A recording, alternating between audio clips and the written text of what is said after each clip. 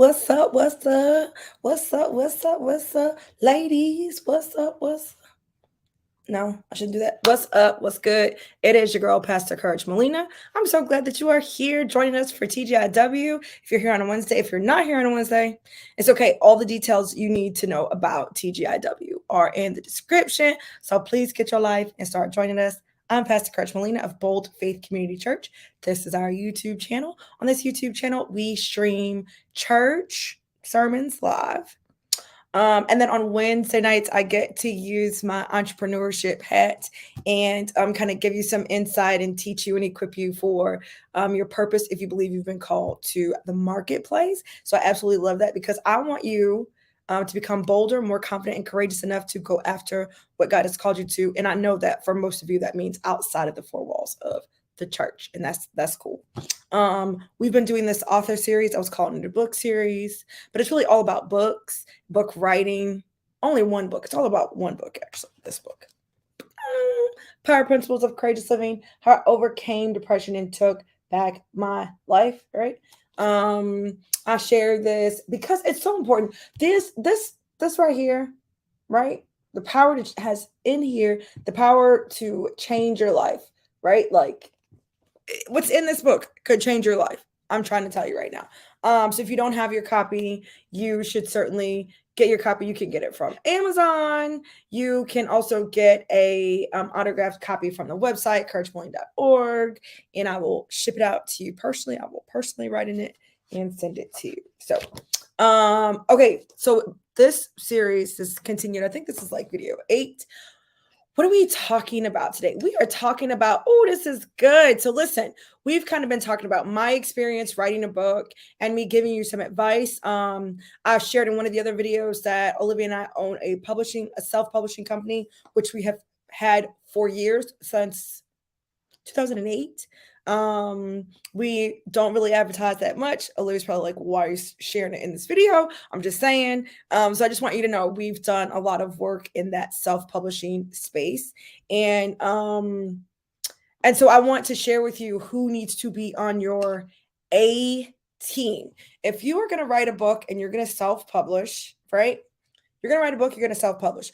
Most self-publishing companies charge a fee. It's not like a traditionally published book. Self-published companies who help you to self-publish, they charge a fee, and that fee can be anywhere from $3,000 to, say, I've seen as high as $10,000, right? And sometimes it includes copies of the book. Sometimes it doesn't include copies of the books or whatever. But not all self-publishing companies are created equal. And there are just some things you want to see if these things are included. We're going to have to find your own. I'll be sure to let you know which one of those things you need to ask about. But there are 5 people, in my opinion, that you need to have on your A team. You can certainly have more people. There are other people that are important to have that I don't mention here, but I'm talking about top 5 that you absolutely need to have. All right, y'all are ready for this? All right, so the first, you need a supporter, you need an encourager. That is first, because without somebody who is supporting you, encouraging you, you can also replace this word with cheerleading, right? You need a cheer. I think that I found myself a cheerleader. You need a cheerleader, okay? You need a cheerleader. Because it's a long process, because if you're writing a book about your story, the things that you've been through, some of those things, if you watch the video from last week, I shared like some of the darkness. I cried a little. Shh, it's okay. We're all family here. When you start writing those things, it's like, bruh, do I even need to write this? Do I even want to write this book? Nobody even needs this book, right? You need somebody in your ear that is going to be encouraging you and supporting you throughout the process. Somebody who believes in you. They don't even have to be, this is not a professional position. It does not have to be someone that's on your payroll. You just need to be able to identify who is the person that is going to be asking me, how's the book going, every time I see them. And it's a person that I see often enough for it to get on my nerves. Right? It needs to be a person that you love so much that you would rather be aggravated by them asking you about your dang on book, right? Than not be in a relationship with them. It can't be some just like random person off the street, because you could just easily stop talking to that person. It's like, whatever. I had my whole life before them. But if it's someone that's actually really close to you, that you love and who loves you, it's like, dang, I can't give up this relationship, even though I'm sick and tired of hearing about the book. Shut up about the book already. I hate the book. I don't want to do the book. I changed my mind about the book, right? You need someone who's going to stay on top of you about the book, who's going to be asking you about the book that you don't want to not have a relationship with. Do you know what I'm saying? So you need a supporter. You need someone who is gonna encourage you. Okay. I think that a lot of people don't know they need that. You need that. Even though it's gonna feel like during the process, it's gonna feel like you're doing it by yourself. You're gonna feel kind of isolated, like no one loves you. maybe that was just my maybe that was just my experience. But it was hard work, and I couldn't have done it without my friends who cared enough about me getting the story out to get on my last nerve. Shout out to Olivia Hayward. Shout out to Shalanda Charles. Just people who got on my last nerve asking me like, "Oh, how's the book coming along?" I'm like, "Why you keep bringing up the book? I'm just calling to say what's up. Why are you bringing that up right now?" You know what I'm saying? You need those people in your life. I'm pretty sure I said Shalanda Branch, but her name is not Branch. It's Charles. My bad. I'm pretty sure it was Branch back then, though. No, maybe it was Charles. How long you been married, Shalanda? She ain't watching this video. It don't even matter. Content creator, content editor. Wow. You need a content editor. So I don't know a lot. Let me just say that right now. I don't know a lot. And I'm sure there are lots of different types of editors. And I might not even have the right name. But I'm going to tell you what I mean when I'm saying content editor. So there is an editor who is like a proofreading editor, right? So they are going to make sure they're going to read it once it's done, and they're going to make sure that it's grammatically correct and that it makes sense, and punctuation and all of those things, right? So a copy editor is a person who will read the book and make sure it is grammatically correct, but will allow the book to suck, will allow the book to have incomplete thoughts and incomplete storylines and incomplete things, because they are just there to fix the grammar of it. That's it. They're not there to give you input or any of that. They're just really there to do the editing for the grammar. Content editor, in my opinion, is somebody who's advocating for the reader. I had a great one. It was a great, first of all, I had two editors. But my content editor was one who read the book and edited it, but also made suggestions where I needed to go back and talk more about somebody in my life, or complete a thought, or complete a storyline, or I needed to have like less information, or, well, the reader's going to feel like this. If I were reading this book, this is how I would feel. And so she could advocate for the reader. So a lot of the suggestions that she made, shout out to Kirsten, and shout out to Nikki. They both did editing on the book, but Kirsten was my content editor as it relates to like providing me with like feedback on. She was like the advocate for the reader. Every argument she had with me, every call, she made all the suggestions. And she called and she was like, "Hey, Courage. If you've been following this series, then there was a time in the book where I was, just naming names.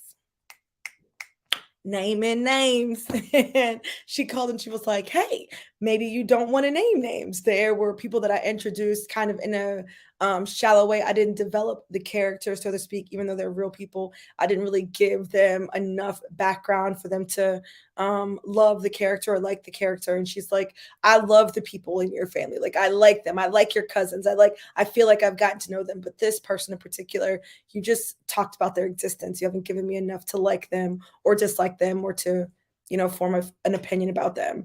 And I think that really helped the book. It also helped me as an author to stop thinking about how I wanted to tell my story or telling my story, because it makes perfect sense to you. It's your story, it's your life, you lived it. You know exactly what you mean when you say whatever, right? You know exactly what you meant when you said whatever you said, however you said it.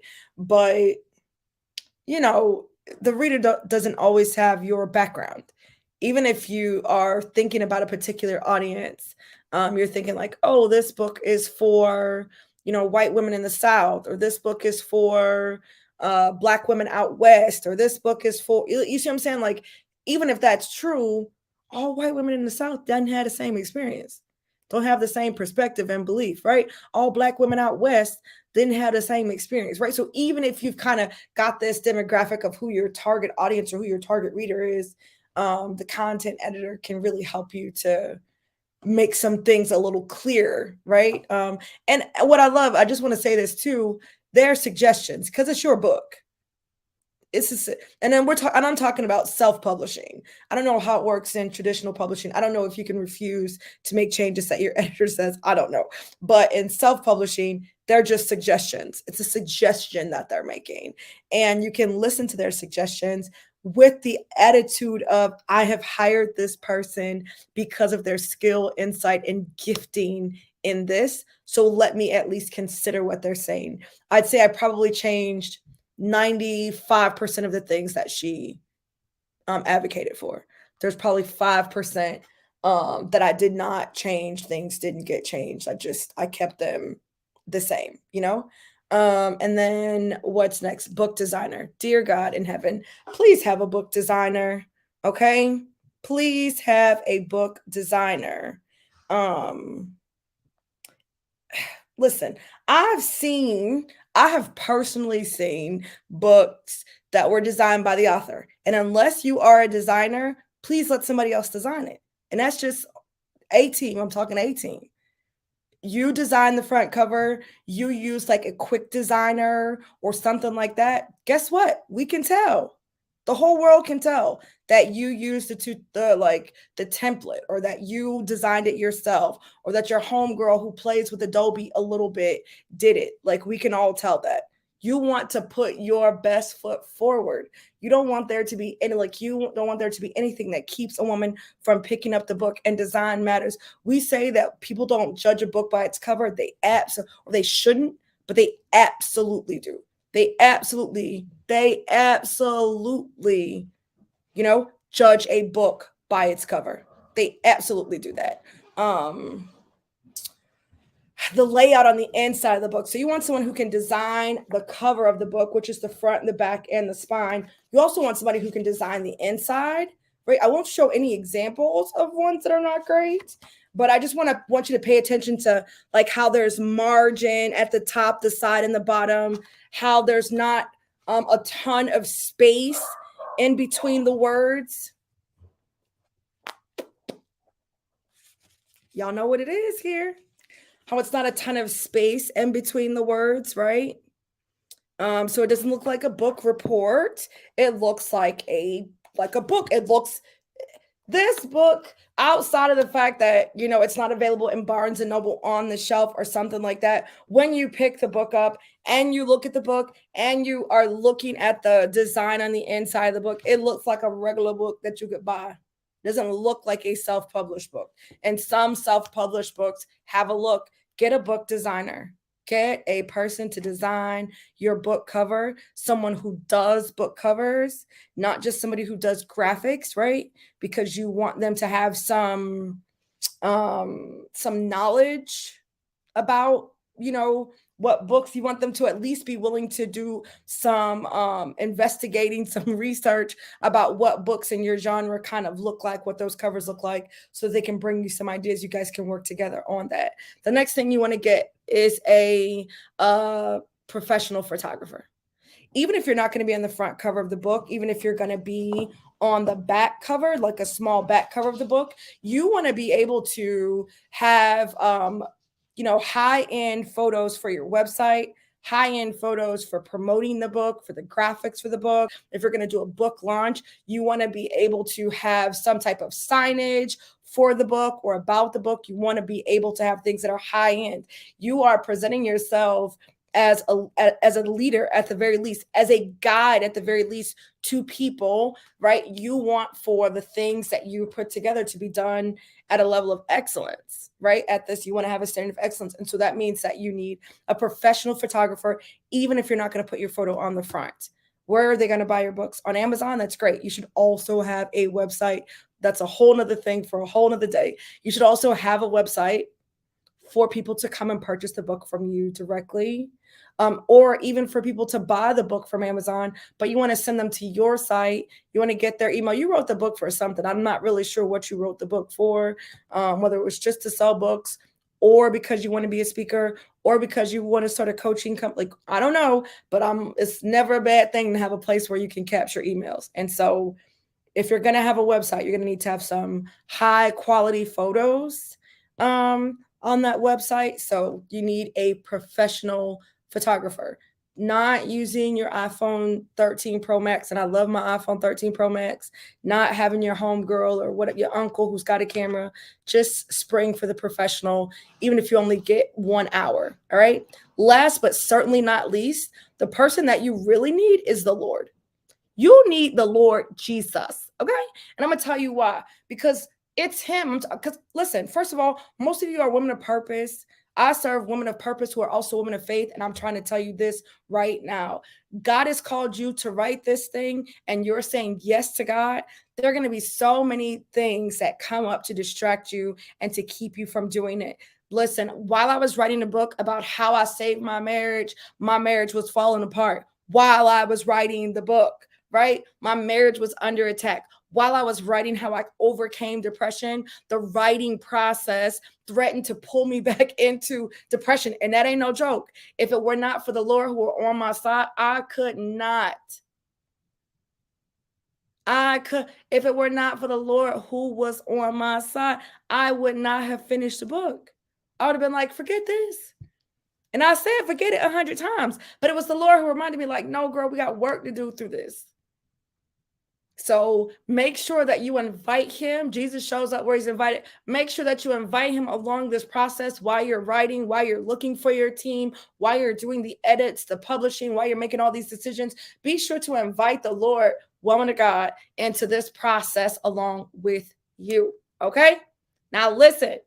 I hope that this has equipped you to go out and find and connect with the people that you need to make your book a success, to give your book the best chance that it has to get into the hands, to get picked up, for somebody to pick it up. If you're doing events and things like that, and people can physically see the book, it's like, oh, that book is nice.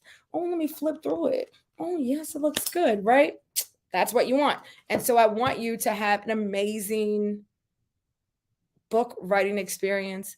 These are the top 5 people I think you need to do it. I hope this has equipped you. If you love this, let me know. Listen now. Next week, we are closing out this author series with a Q&A. So if you have questions, you better get them in. I'm going to pick maybe 5 questions to answer live. I've gotten a few in, but keep sending them.